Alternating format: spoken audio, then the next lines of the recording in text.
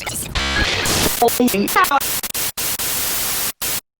changing face of America, the new generations, and the inevitable heightening of technology. With the help of technology, the youth in America have access to more power than ever before. But it's not how much power they have, but how they decide to use it.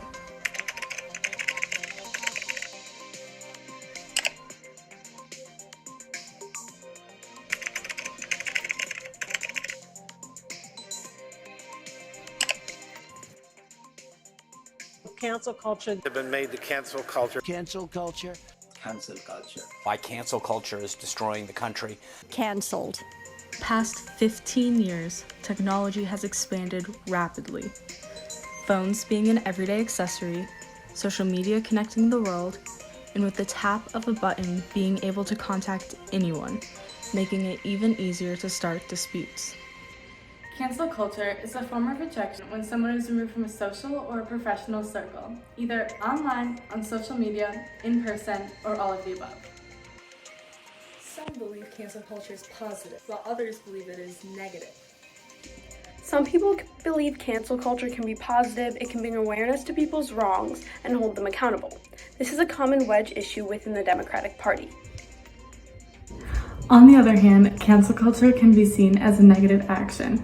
Some believe that cancel culture ruins lives and is an infringement on your First Amendment right, the freedom of speech. This is typically a Republican viewpoint.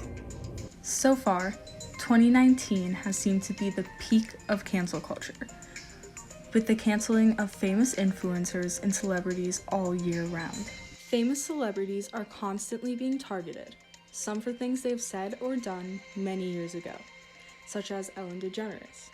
It stems further than just pop culture. Politicians are also being canceled for their policy positions. This is dangerous because it could affect their decisions in the future and create fear in the public. Some of the effects of cancel culture is the loss of a job, scholarship, or school admissions, among many other things. However, the dangers of cancel culture isn't the canceling itself, but the mob effect which follows, and the suppression of your First Amendment right, freedom of speech, which makes it hard for Congress and the presidency to address. In the past, President Trump has addressed the issue of cancel culture, quoting from the White House Conference on American History. Whether it is the mob on the street or the cancel culture in the boardroom, the goal is the same: to silence dissent, to scare you out of speaking the truth, and to bully Americans into abandoning their values, their heritage, and their very way of life. Trump expresses his concern for cancel culture by saying to silence dissent, to scare you out of speaking the truth, which explains the drive of cancel culture. I'm worried about it. Human beings have a capacity to forgive, and that's how we live with each other. Cancel culture is the opposite of that. It is quick to condemn, and to condemn forever. So far, there has been no validation for the incoming presidency of Biden and Harris's positions on this issue. The reason why cancel culture continues to thrive is due to party polarization and the ever-growing gap between the two major parties. The two parties continue to grow farther apart and more connected to their ideologies, making it harder for people to form conversations without conflict with people of different ideologies than them. Although the presidency and Congress cannot put a limit on what you say to solve cancel culture, they can surely address its impact.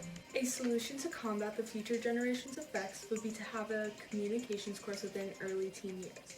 Being that teenagers are at the forefront of the bandwagon, they don't entirely understand the effects of their actions.